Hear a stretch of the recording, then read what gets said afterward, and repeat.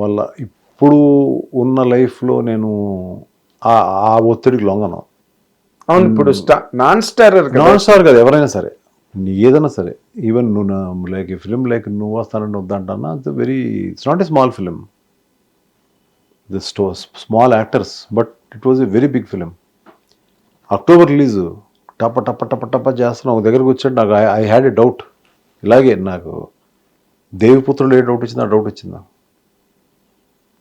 వస్తే we're all in this thing, ఎక్కడో అరకు వ్యాలీలో ఉన్నాం, 250 people యూనిట్, మ్యాక్లు, కోళ్ళు, హీరోలు, ప్రకాష్ రాజ్ గారు, మాస్టర్ విజయన్ మాస్టర్, పెద్ద మాస్టర్ ఆయన విజయన్ మాస్టర్, ఫైటర్లు, గీటర్లు, ఫైర్లు అంటించడానికి అవి ఇవి ఎన్ని వెహికల్స్. ఇక్కడ కూర్చుని 10 రోజులు ఆలోచించే కంటే ప్యాకప్ చెప్పి వెళ్ళేసి వస్తే ఎంత అవుద్దని మా అకౌంటెంట్ అడిగాను. వెళ్ళేసి 10 రోజుల్లో వస్తే ఎంత అవుతుందని అడిగాను. ఈ 10 రోజులు ఆలోచించుకొని చేద్దాం, లేదంటే మళ్ళీ దేవపుత్రుడు అవుతుందని. అయిపోయి ఏంటంటే వెళ్ళాడు, ఏంటంటే ఎంతమంది యూనిట్ పెట్టుకుని మొత్తం వెళ్ళాలి, ఫ్లైట్లు, ట్రైన్లు, బస్సులు, చాలా అవుద్దండి కాస్ట్ అన్నాడు. సినిమా హిట్ అయితే అన్ని 1 షోలో వచ్చేస్తాయి అన్నీ, ప్యాకప్ అని చెప్పాను. ఉలిక్కి పడ్డారండి అందరూ అక్కడ, ఎవ్రీబడి. ఏంటిది ఏంటిది ఏంటిది అన్నారు. కాకపోతే ఎవ్వరూ నా మాట కాదలేరు. నేను చెప్పాను కదా ఎవరికంత సీన్ లేదని, ఎవ్వరూ సైలెంట్ అయిపోయారు అందరూ. నేను తిరిగి వచ్చి 10 రోజులు కాదు కానీ 1 month బ్రేక్ తీసుకున్నాను. థియేటర్స్కి వెళ్ళాను, రకరకాల మూవీస్ చూశాను, ఎన్నో రకాల ఇన్స్పిరేషన్లు తీసుకున్నాను, ఆర్డర్ మార్చాను. ముందు ఒక ఆర్డర్ ఉండేది, మళ్ళీ ఆర్డర్ మార్చాను. ఆ టైంలోనే నువ్వు వస్తాను వద్దంట, చాలా పాపులర్ ఫిల్మ్ కాబట్టి చెప్తున్నాను. ఫస్ట్లో శ్రీహరి గారు will be in jail, okay, అది లేదు ముందు. ఆ ఎపిసోడ్ పెట్టాలని ఒక ఐడియా. ఏదో సినిమా చూస్తూ ఉంటే ఎవడో జైల్లో ఉన్నాడు, ఎక్కడో ఏదో సినిమా, ఆ కథకి ఈ కథ సంబంధం లేదు. జైల్లో ఉన్నాడు వీడు, ఓపెనింగ్లో ఏదో బాగుంది, ఇందులో కూడా శ్రీగారి ఓపెనింగ్ ఎలా ఉంటుందని నేను చూస్తాను. పక్కన ఆవిడ సినిమా చూడండి అటుపై చూస్తున్నారేంటని అడుగుతున్నాను. అంటే ఆల్రెడీ ఆలోచించేస్తాను. ఇలాగ 2-3 ఫిలిమ్స్ చూసిన తర్వాత ఏదేదో సీన్లు చూసి ఏదేదో అనేసుకొని, ఆ సీన్లు కాదు మళ్ళీ వచ్చి మళ్ళీ కూర్చొని మళ్ళీ ఆర్డర్ రాశాను. దానికి it has taken me 1 month. ఆ 1 monthలో వచ్చిన రషెస్ అంతా మాతో ఎడిట్ చేయించుకొని చూసుకుని అవన్నీ మొత్తం అంతా రీరేట్ చేసి we're going to Araku back. ఆ సెట్ అంతా హోల్డ్ చేసి, మొత్తం అక్కడ ఎన్ని సెట్లు వేసాం అన్ని సెట్లు హోల్డ్ చేసి, దానికి మళ్ళీ పీపులు, మనుషులు. కొంతమంది అంటారండి ఒళ్ళు బలిసి ఇలా ప్యాకప్ చెప్పి వెళ్ళిపోయాడు అనుకుంటారండి. కానీ మన లోపల మైండ్ ఎంత పని చేస్తుంది, పని చేసినా కూడా రాలేదు, ఆపేసి కాస్త గాలి పీల్చుకుని వచ్చి దీన్ని రీకరెక్ట్ చేద్దాం అనే ఉద్దేశం అనేది చాలా మందికి ఉండదు. కానీ నా టీం మెంబర్స్ అందరికీ తెలుసు, నాకు నమ్మారు. అది ఇక్కడికి వస్తే మ్యాజిక్ జరుగుతుంది. మళ్ళీ వచ్చినప్పుడు ఆ మ్యాజిక్ జరిగిపోయింది ఆ సినిమాకి. It release for pongal. మాది రిలీజ్ పొంగల్ కాదు యాక్చువల్గా.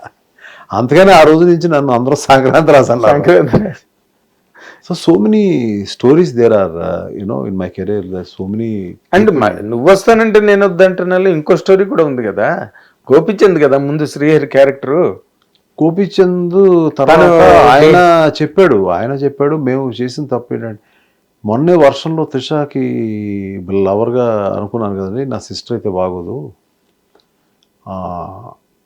మీరు ఆలోచించండి, మీ బ్యానర్లో చేయడం నాకు బాగానే ఉంటుంది, అది ఇది, నేను ఇప్పుడు ఏదో హీరోగా చేస్తున్నాం సినిమా, ఆ డేట్స్ ఈ డేట్స్ కూడా క్లాష్ అవుతున్నాయి, plus at the same time నేను అన్నగా ఎంతవరకు కరెక్ట్ అంటే, ఆ టైం నాకు కోపం వచ్చింది. కానీ అయ్యో మీరు చాలా కోపపడి రామానాయుడు గారి దగ్గరికి వచ్చి నాకు చాలా కోపం వచ్చింది, ఏంటి ఇలా అంటున్నాడు ఏంటని. కానీ అతనే కరెక్ట్ అయ్యాడు, నేను అది ఒప్పుకుంటా. ఆ కోపంలో నేను శ్రీహరి గారి దగ్గరికి వెళ్ళాను, నేను ఫోన్ చేశాను, సార్ గురుగారు, ఎందుకంటే ఆయన నా స్ట్రీట్ ఫైటర్ సినిమాలో 6 రౌడీలో ఒకడు, నేను మీ దగ్గరకు వస్తానండి, నేను లేదు నేను నాకు ప్రశాంతత కావాలి, మీ ఇంటికి వస్తాను, మంచి వేడిగా టీ ఇప్పించండి అన్న. ఆయన ఎందుకు వస్తాడో అర్థం కాలే ఆయనకి. వెళ్ళిన తర్వాత టీ తాగి డబడబడబడో కథ చెప్తున్నాను. ఎందుకు చెప్తున్నాడు ఆయన కూడా తెలియదు. ఇది ఎంత ఎందుకు చెప్పారు సార్ నాకు అన్నాడు. ఇందులో మీకు ఏ క్యారెక్టర్ పోదంటే అన్న ఎవడో భలే ఉన్నాడండి అన్నాడు. అది మీరు చేస్తారన్న. షాక్ అయిపోయింటాడు. షాక్ అవ్వలేదు, కళ్ళ నీళ్ళు వచ్చినాయి.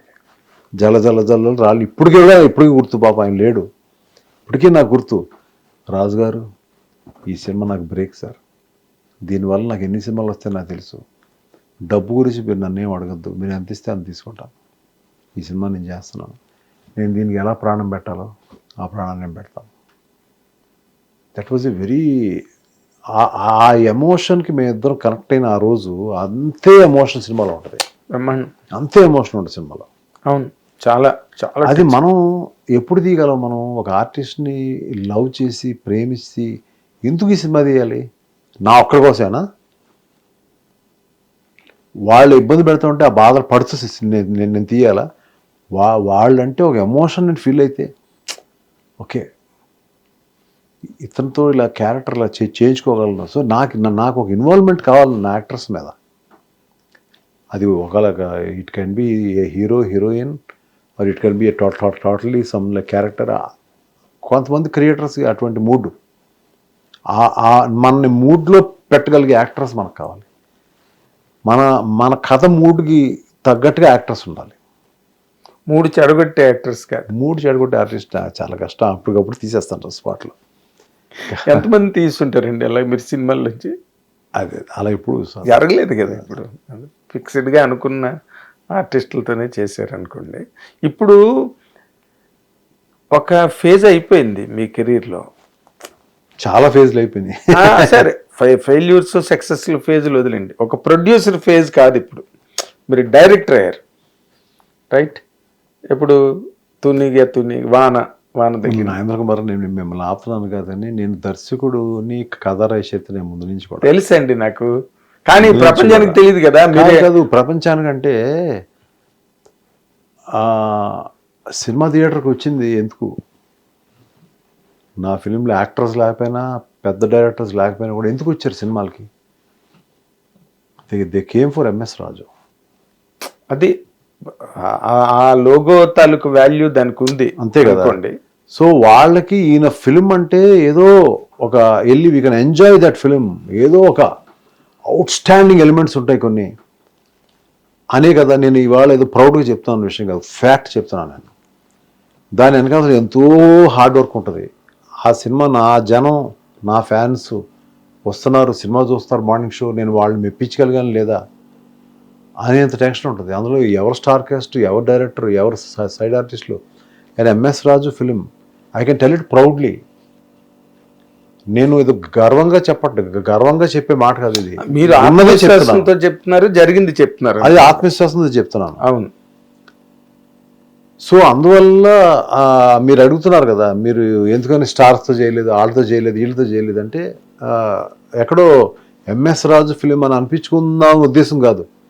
నా కథకు తగ్గట్టు నాకు ఎవరు మోల్డ్ అయితే నేను వాళ్ళతో సినిమాలు తీశాను ఎక్కువ తప్ప స్టార్తో చేయకూడదనే ఉద్దేశం కాదు.